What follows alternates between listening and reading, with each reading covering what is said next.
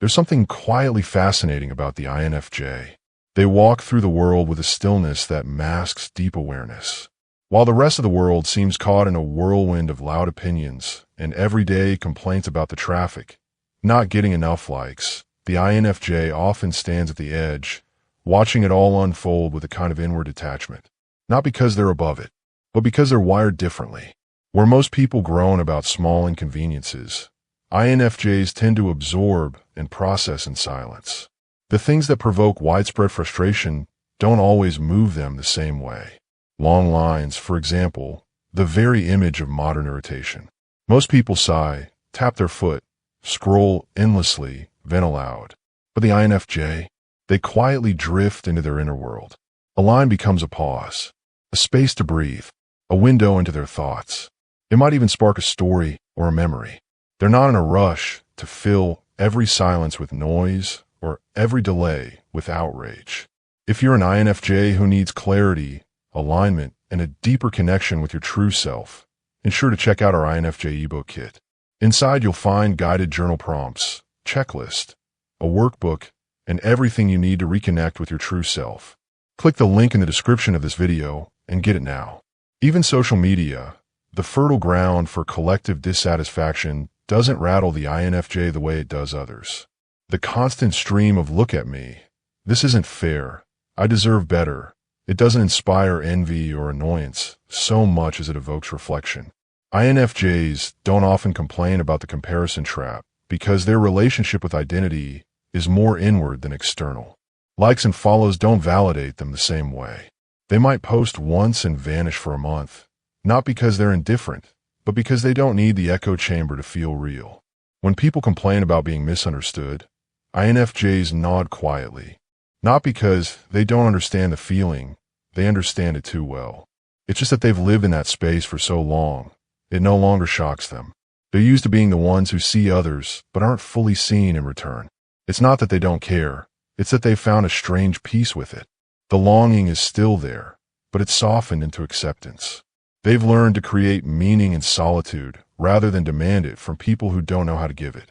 Gossip is another thing people seem to complain about endlessly. People are so fake, so two-faced, so dramatic. But INFJs rarely engage in that conversation.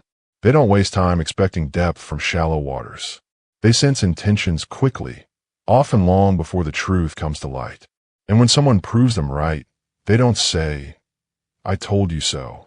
They simply retreat, quietly, kindly, with their energy intact.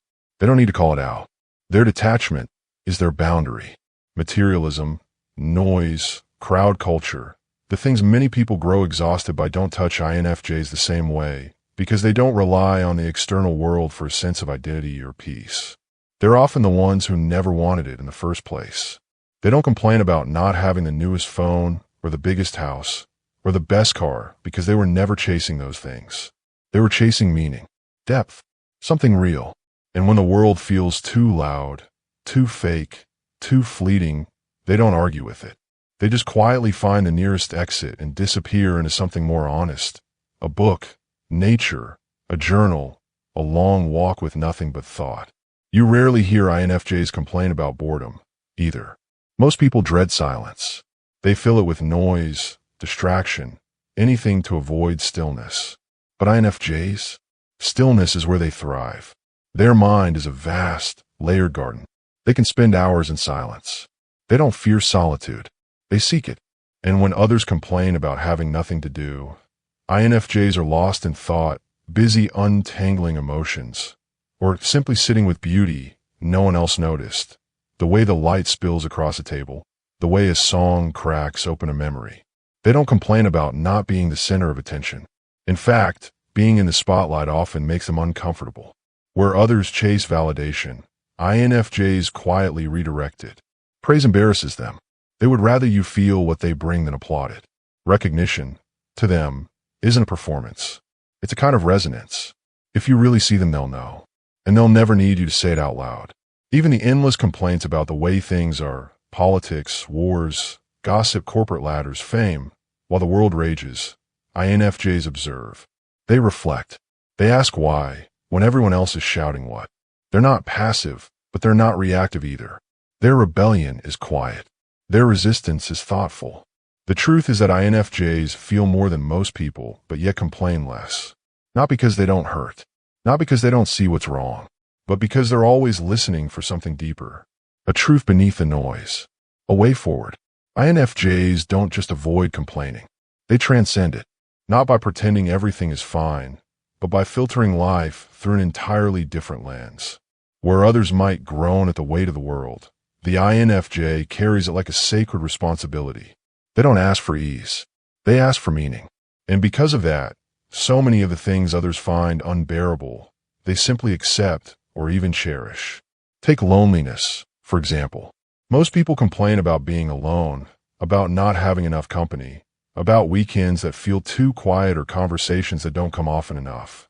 INFJs, they don't just tolerate solitude, they often prefer it. It's not a punishment to be alone with their thoughts. It's a sanctuary, a space where they can reconnect, recharge, reimagine. INFJs don't feel the need to constantly fill the silence with someone else's presence. Instead, they've learned to sit in stillness and listen to their own. They also don't complain much about routine, the kind of structure that most people say feels boring or stifling. INFJs see the hidden rhythm in repetition. They notice the poetry in the mundane. A morning cup of tea, a quiet evening ritual, the familiar walk down a tree-lined street. Others may rush through it, longing for excitement. But INFJs savor the repetition, because within it they find predictability, a safe space in a world that so often overwhelms them with its chaos. They rarely complain about small talk, not because they enjoy it, but because they've already accepted that it's a part of life. Instead of resisting it, they play their role gracefully, all while searching for the moment beneath the moment. That split second when someone's eyes soften, when a guard drops, when realness cracks through. That's what they're waiting for. They don't complain about the shallow surface. They patiently swim under it. And while many people complain about not being understood, INFJs don't always voice that pain. Not because they don't feel it, they do. Fiercely.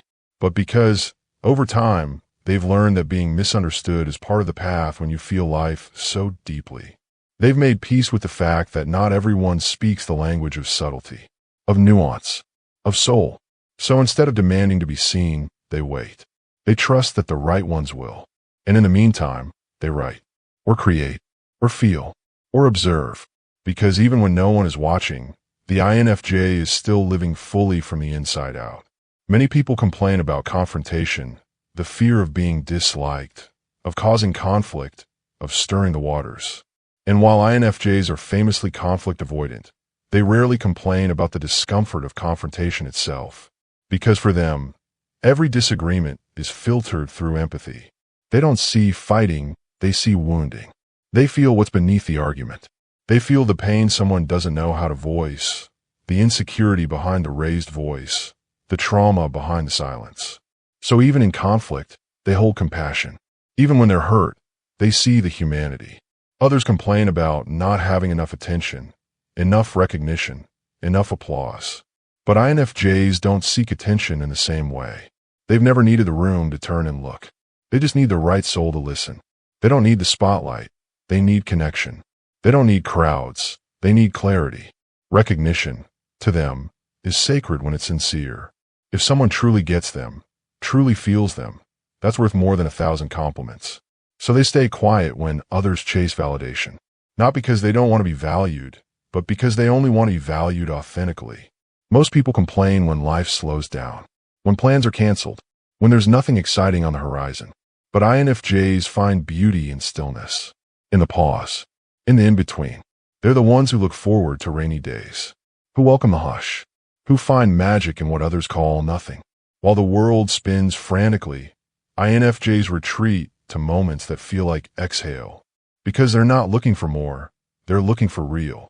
Even the chaos of the world, politics, injustice, the ache of watching humanity crumble under its own weight, INFJs don't complain about it the way others do.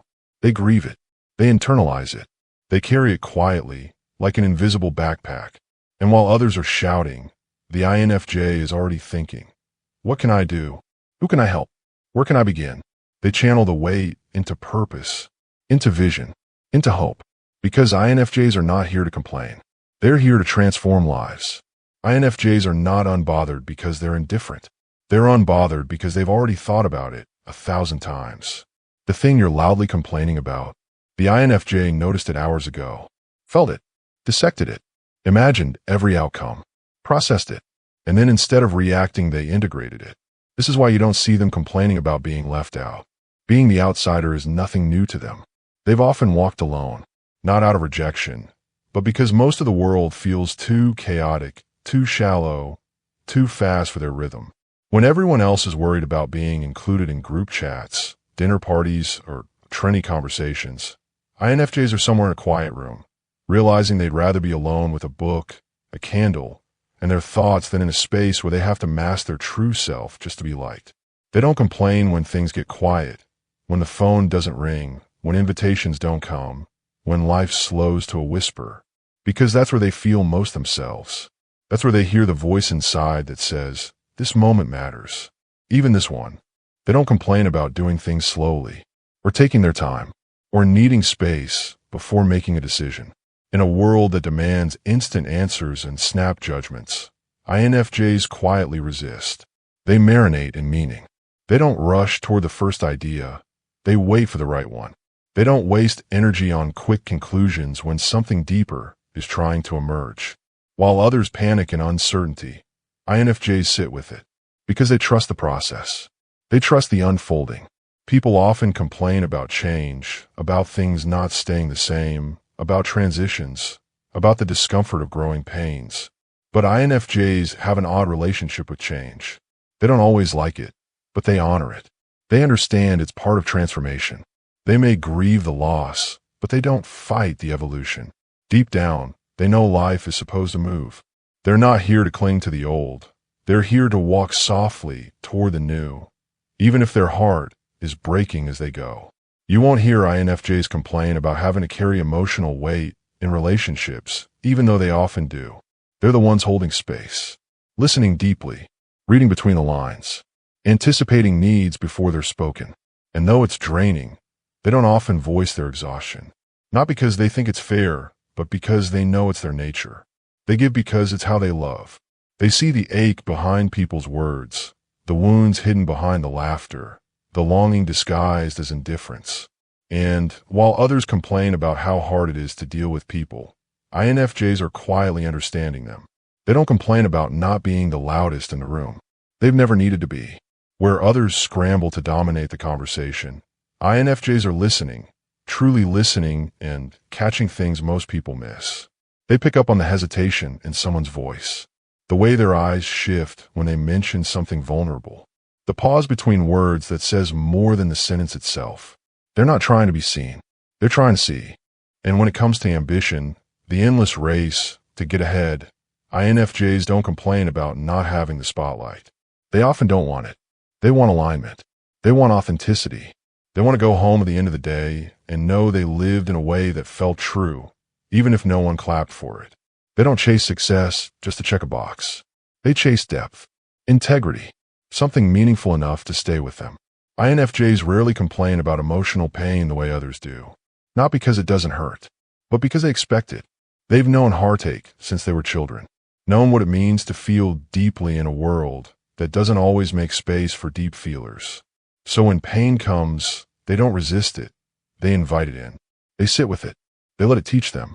And then, somehow, they turn it into something beautiful. A story, a lesson, a kindness, a truth. So while others vent and fume and fuss over every injustice, real or perceived, the INFJ is often in the background, eyes soft, soul open, taking it all in and asking, what's really happening here? INFJs don't complain about being exhausted from socializing, not because it doesn't exhaust them, but because they already planned for it. They already knew that the birthday party, the work meeting, the crowded dinner would drain them, so they carved out space before and after to recover, to return to themselves. While others come home from those events surprised by their burnout and vent about it, the INFJ has already gone inward, gently refilling their own cup in silence. They also don't complain about being used the way others do, even when they are, because the INFJ is highly aware of the emotional labor they give, the encouragement, the listening, the support. They give it freely, even when others don't reciprocate, not because they enjoy being taken for granted, but because they choose to love fully. That doesn't mean they don't notice. It means they're discerning. If I give with intention, not for reward, but for truth. They're not naive. They're generous. And there's a difference. They rarely complain about not being understood in conversations, even when their thoughts go unheard, because they've grown used to the feeling of being 2 steps ahead, of sensing things others won't catch for weeks or years. They know what it's like to offer insight, only to watch it get brushed aside until someone else says the same thing later, and suddenly it's brilliant. But they don't throw a fit. They don't raise their voice. They just smile quietly, because INFJs don't need credit. They need clarity, and they'll always choose truth over ego. They don't complain about not being busy enough or not having plans every weekend. In a world obsessed with constant movement, the INFJ is content being still. While others fear emptiness, INFJs often welcome it. That moment when the calendar is clear, the room is quiet, and the only sound is their own breathing. That's not boring to them. That's beautiful. That's peace. That's presence. While others panic in stillness, INFJs come alive in it. They don't complain when someone disagrees with them, even deeply, because they're not here to win arguments. They're here to understand. They don't need to convince the world of their views. They just need to live in alignment with them. That's why INFJs are rarely reactive in debates. You can tell them they're wrong, question their values, dismiss their ideas, and they'll often just watch you. Calmly, patiently, not because they're passive, but because they're measuring your energy, not just your words. Even when they're deeply stressed, overwhelmed, or anxious, INFJs rarely voice it the way others do. They may withdraw, cancel plans, go quiet for days. And most people will say, they're fine. They're just private. But the truth is, they're likely processing so much more than anyone realizes. They're untangling memories, replaying conversations, analyzing meaning. And because their inner world is so rich, they don't always need to talk about it. They live it. They feel their way through it. INFJs don't complain about the world being broken. They already know it is. They've felt that since childhood. The sorrow, the cruelty, the injustice, the moments of beauty, so fleeting it hurts to witness them. Most people notice it later in life and react with shock, bitterness, or apathy. But INFJs, they've always known. And instead of giving in to despair, they carry hope like a flickering lantern. Not loud, not bright, but steady. They don't need to complain about how cruel people can be because they've decided, consciously, to be kind anyway. They don't complain about how dark the world gets because they've chosen to be light, even if no one sees it. They don't complain about not being noticed because they're not living to be seen. They're living to see. So while the world keeps spinning and shouting and grumbling about things that wouldn't matter in the end, the INFJ walks quietly, listening for meaning. If you're an INFJ who needs clarity, alignment, and a deeper connection with your true self, ensure to check out our INFJ ebook kit. Inside you'll find guided journal prompts, checklist, a workbook, and everything you need to reconnect with your true self. Click the link in the description of this video and get it now.